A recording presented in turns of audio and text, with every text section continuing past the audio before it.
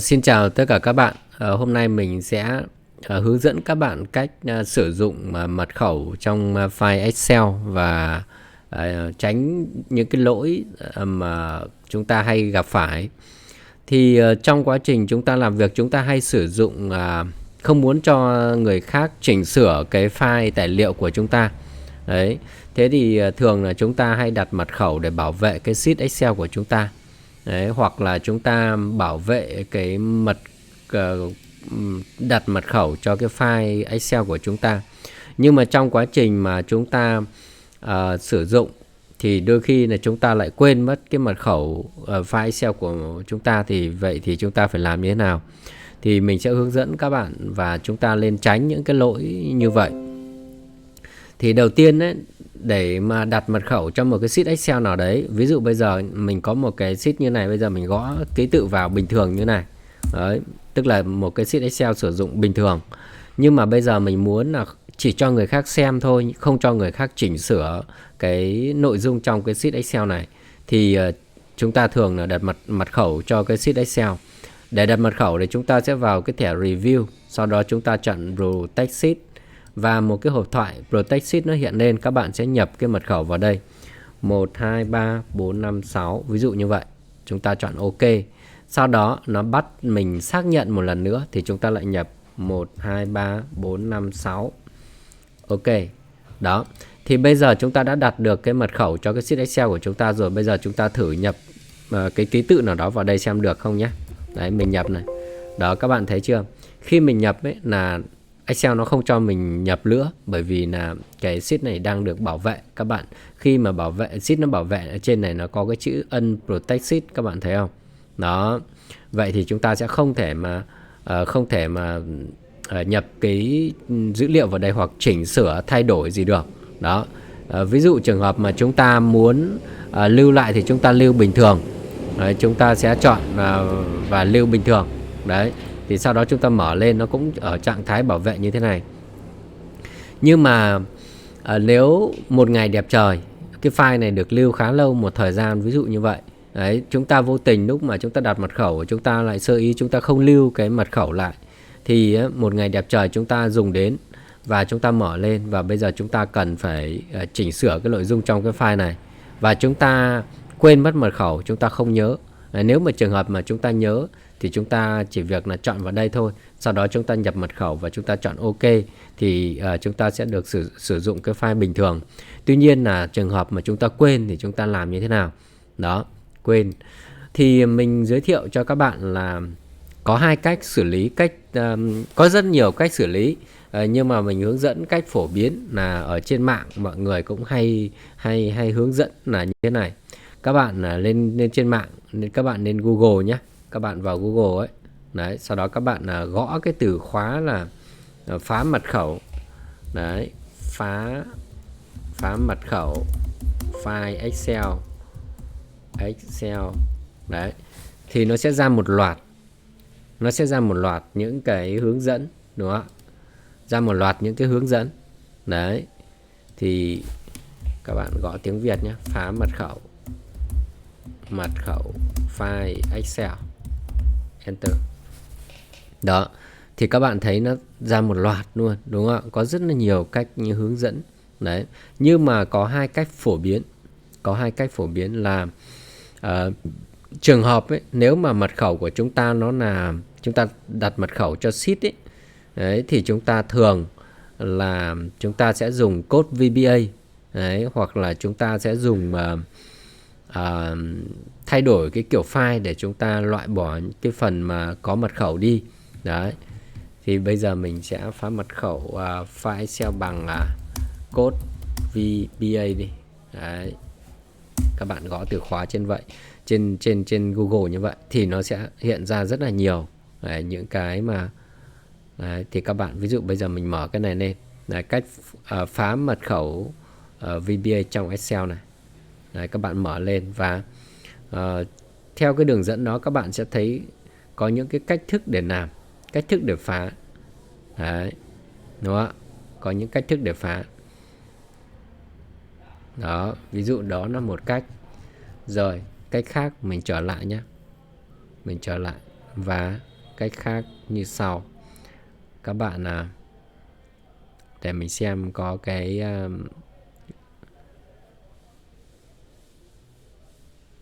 rồi, để mình xem có cái code nào mà nó đây các bạn nhé.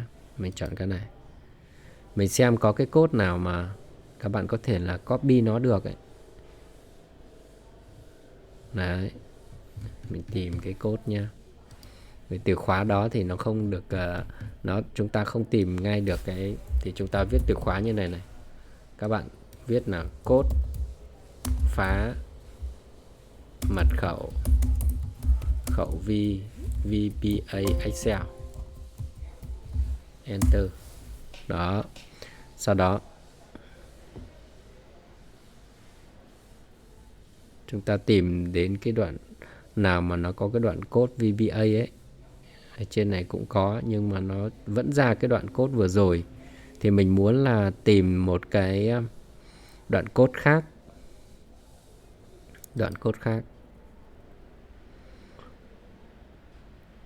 Đấy, chúng ta cứ gõ trên Google và chúng ta sẽ, mình có một cái đoạn code rồi, tuy nhiên là mình muốn hướng dẫn cho các bạn cách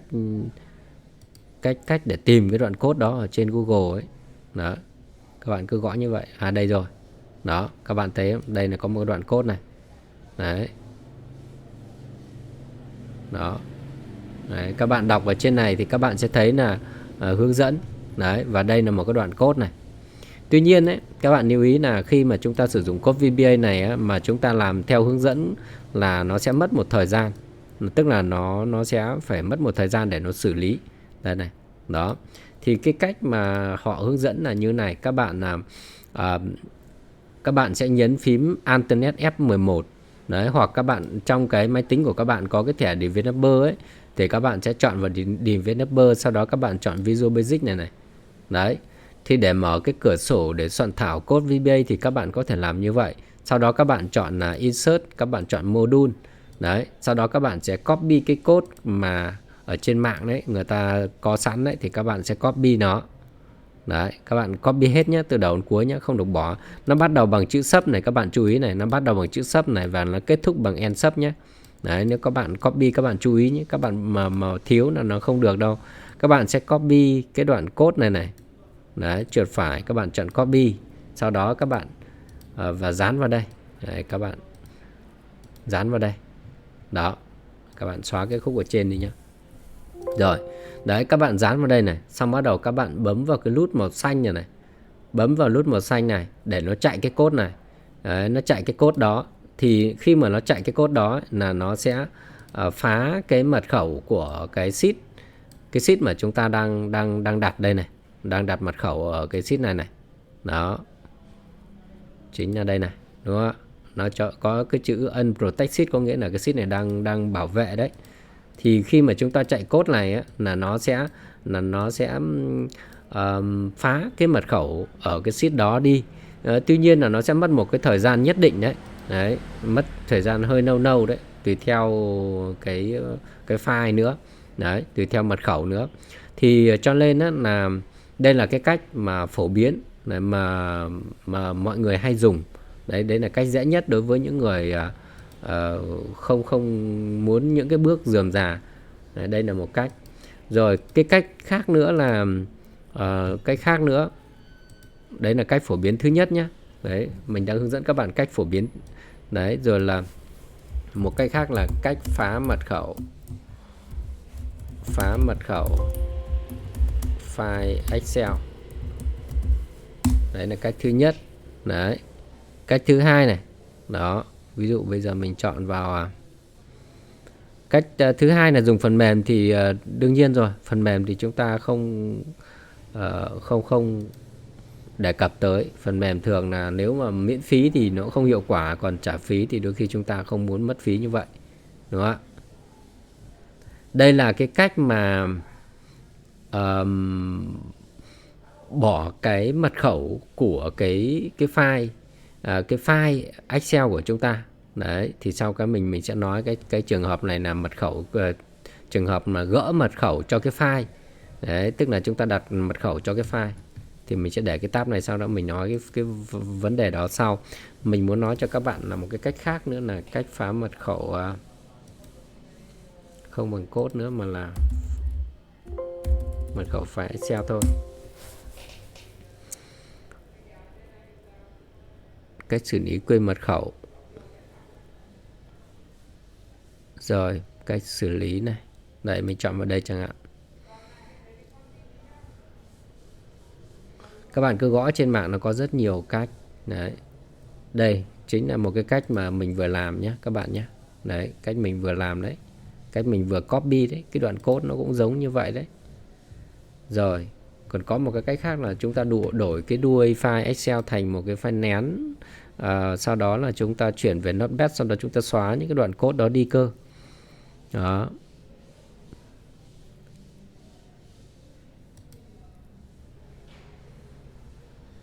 Chúng ta cứ gõ trên Google và có rất nhiều cái cách hướng dẫn. Tùy theo tình huống mà mỗi cái cách thức nó sẽ có cái tác dụng khác nhau. Đấy, không phải là một cái cách nào đó áp dụng cho tất cả, đôi khi nó lại không hiệu quả, ví dụ vậy. Nếu nó không hiệu quả thì chúng ta phải dùng cái cách khác. Đấy. Thì đấy là trường hợp mà chúng ta muốn phá cái mật khẩu khi mà chúng ta quên cái mật khẩu của sheet Excel của chúng ta. Đấy, thì các bạn cứ gõ trên Google này, nó có rất là nhiều cái hướng dẫn, sau đó các bạn làm theo. Đấy. Đấy. Nó có cái cách để mà cài phần mềm nữa. Đấy, cách cài phần mềm. Để dùng phần mềm thì như mình nói rồi, có những phần mềm nó hoạt động được, có mà phần mềm nó cũng không hoạt động tốt đâu. Đấy, miễn phí thì chúng ta thường là chúng ta không muốn mất phí, mà muốn trả phí thì không biết là nó có hiệu quả hay không. Đấy, cho nên là đôi khi là chúng ta không muốn mất phí như vậy, trừ khi những cái tài liệu quan trọng thì chúng ta phải chấp nhận chúng ta trả phí. Đó, thì đấy là trường hợp mà chúng ta dùng phần mềm. Rồi bây giờ cái trường hợp mà tiếp theo là mình muốn nói cho các bạn biết là gì. Trường hợp mà các bạn cài mật khẩu cho file ấy, mật khẩu tức là mật khẩu cho file thì các bạn chọn vào file này, sau đó các bạn sẽ chọn vào cái mục là info. Đấy, các bạn chọn info, sau đó các bạn chọn là protect sheet. Đấy, các bạn bấm vào đây này. Sau đó các bạn sẽ tìm đến cái mục này encrypt with password, các bạn chọn vào đây. Đó, sau đó là các bạn sẽ nhập cái mật khẩu cho cái file của Excel của các bạn vào. Ví dụ mình cũng nhập là 123456. Ok này. 123456. Ok. Đó, vậy là mình đã đặt tên cho cái mật khẩu cho cái file Excel này rồi. Đó, và khi mình đặt tên xong các bạn thấy nó có chữ unprotect ở đây đúng không? Đó. Rồi, mình đã đặt tên rồi, bây giờ mình đóng nhé. Mình đóng cái file này. Rồi, mình lưu lại. Mình đóng cái file này và mình lưu lại. Rồi bây giờ mình sẽ mở nó lên. Đấy, cái file này. Khi mình mở nó lên, mở cái file mà đặt cái mật khẩu rồi ấy, thì nó sẽ yêu cầu chúng ta là phải nhập mật khẩu. Đấy, mình đặt mật khẩu là 123456. 123456. Ok. Đấy, thì mình nhập đúng cái mật khẩu mà mình đã tạo đó thì chúng ta mới mở được lên. Đấy, tuy nhiên trong này nó có một cái mật khẩu của sheet nữa là chúng ta vẫn chưa mở, đúng không ạ? Đó, thì lúc đây vào đây chúng ta lại tiếp tục chúng ta mở cái mật khẩu sheet nếu chúng ta muốn, đúng không ạ? Đấy, thế thì cái trường hợp mà quên mật khẩu của cái file Excel ấy, thì chúng ta làm như nào? Chúng ta sẽ dùng có hai cái cách xử lý phổ biến. Thứ nhất là xử lý bằng phần mềm. Đó, phần mềm. Đây các bạn thấy này. Đây này, cách gỡ bỏ mật khẩu trong file Microsoft Excel này, đúng không ạ? Ở trên cái trang này có cách hướng dẫn. Này, có cách hướng dẫn để chúng ta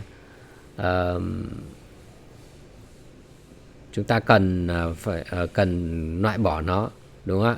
Đấy, các bạn nhìn trên này. Đó. Đấy là cách ở trên là cách đặt, đúng không ạ? Cách đặt mật khẩu này, rồi cách gỡ mật khẩu này. Cách gỡ mật khẩu các bạn thấy không? Các bạn tải cái phần mềm về, đúng không ạ? Tải phần mềm về. Đấy, các bạn cài đặt cái phần mềm. Đó. cài đặt phần mềm, sau đó là các bạn sẽ ứng dụng nó, các bạn mở nó lên.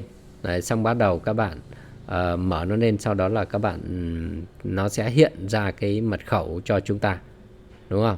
Đó. Đấy, thì đấy là cái cách mà dùng theo cái phương pháp này.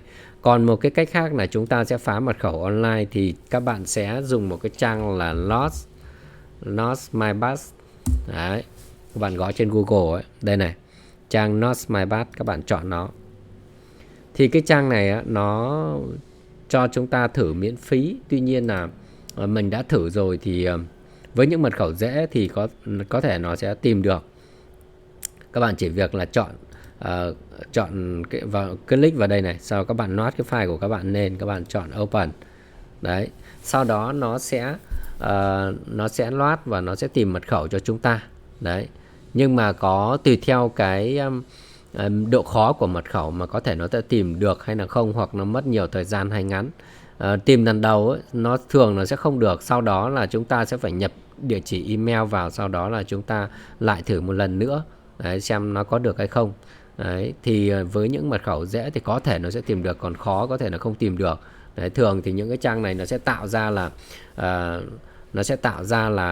đấy, các bạn thấy chưa, nó sẽ tạo ra để người ta thu tiền đấy. Đấy, có thể là ví dụ donate này, các bạn có thể là ví dụ như người ta tìm mật khẩu được cho mình rồi thì nó sẽ hiện ra đây, sau đó là mình chọn donate, có nghĩa là mình sẽ trả cho người ta một ít tiền, còn trả bao nhiêu là do mình ấy. Đó, thì đây là cái trang này. Thì đấy là hai cách mà mình dùng phần mềm, hoặc là cách phá mật khẩu online. Đấy là mình đã hướng dẫn cho các bạn là cách mà trường hợp mà các bạn quên mật khẩu sheet Excel hoặc là quên mật khẩu file Excel. Tuy nhiên ấy, cái kinh nghiệm của mình ấy, mình nói với các bạn như thế này: các bạn không nên đặt mật khẩu cho file Excel. Các bạn không nên, hoặc nếu trường hợp các bạn đặt mật khẩu cho file Excel á, thì các bạn cần phải lưu cái mật khẩu lại. Các bạn phải lưu lại, bởi vì cái file Excel của chúng ta đôi khi trong một thời gian dài chúng ta không sử dụng đến, và chúng ta có thể quên mật khẩu của cái file Excel đó, mà đôi khi sau này chúng ta cần dùng đến nó thì là một cái thời gian khá lâu rồi, là chúng ta sẽ quên và chúng ta không thể nhớ được cái mật khẩu của cái file Excel đấy. Bởi vì con người của chúng ta dùng rất nhiều loại mật khẩu, ví dụ như là mật khẩu tài khoản Gmail này, tài khoản Facebook này, tài khoản Zalo, tài khoản KakaoTalk này, rồi là tài khoản ngân hàng này, đúng không ạ? Rồi là tài khoản ATM này. Chúng ta có rất là nhiều cái loại mật khẩu. Đấy, thì chúng ta đặt nhiều mật khẩu như thế, cho nên đôi khi chúng ta bị loạn và chúng ta không nhớ hết được. Đấy, cho nên là nó sẽ dẫn đến cái tình huống quên là như vậy. Và bởi vì sau một thời gian ấy, là những cái ứng dụng đó hoặc là những cái tài khoản đó họ yêu cầu chúng ta phải thay đổi mật khẩu, cho nên là ngay cả tài khoản ngân hàng của chúng ta lúc bây giờ là tài khoản mật khẩu là như vậy, nhưng một thời gian sau sẽ là mật khẩu khác. Đấy, cho nên là chúng ta cũng rất là dễ bị quên, cho nên là để nhớ được thì chúng ta thường phải lưu lại. Đặc biệt là trong cái vấn đề là làm việc thì các bạn có hai loại mật khẩu khi sử dụng Excel là mật khẩu sheet và mật khẩu file. Thì mình nên khuyên các bạn là để xử lý cái trường hợp quên mật khẩu sheet nó sẽ dễ hơn rất nhiều so với trường hợp quên mật khẩu của cái file. Đấy, quên mật khẩu file tức là mình vào file này, mình chọn info này, sau đó mình đặt mật khẩu này. Trường hợp này là cái trường hợp mà quên là khó xử lý hơn cả. Bởi vì lúc mà chúng ta đặt mật khẩu, thường tâm lý của chúng ta là muốn đặt mật khẩu để cho người khác không thể biết được ấy. Đấy, cho nên chúng ta cố tình đặt nó rất là khó. Tại nó khó, ngay cả bản thân chúng ta cũng không nhớ được thì người khác cũng không thể nhớ được. Đấy. Còn nếu bây giờ cái file này nó đã đặt mật khẩu rồi, bây giờ mình muốn bỏ đi thì đơn giản là mình chỉ việc xóa nó đi thôi. Đấy, chúng ta xóa ở đây, sau đó chúng ta bấm OK. Đó, thì nó sẽ mất. Đấy, nó mất sau chúng ta new cái file lại. Là cái file đấy nó mất mật khẩu rồi. Đó. Thì mình khuyên các bạn nên là nếu đặt mật khẩu cho sheet hoặc file thì các bạn nên lưu cái mật khẩu lại để tránh cái tình huống mà chúng ta phải bị quên. Đấy, cái trường hợp mật khẩu cho file Excel này thì nó không có thay đổi giống như những cái mật khẩu của tài khoản ngân hàng hay là những cái tài khoản mạng xã hội của chúng ta, cho nên là chúng ta có thể lưu được và nó không có thay đổi. Đấy, các bạn chú ý cái điểm này nhé. Đấy, thì đây là cái clip mình chia sẻ cho các bạn cái cách xử lý khi mà các bạn bị quên mật khẩu của sheet Excel hoặc file Excel, và các bạn nên làm như thế nào. Đấy, nếu đã đặt mật khẩu thì phải đặt mật khẩu đơn giản thôi và dễ nhớ. Đấy, phải nhớ được. Còn không thì tốt nhất là chúng ta nên ghi ra các bạn nhé. Đó, thì mình xin chào và hẹn gặp lại các bạn. Nhớ đăng ký kênh để ủng hộ mình nhé.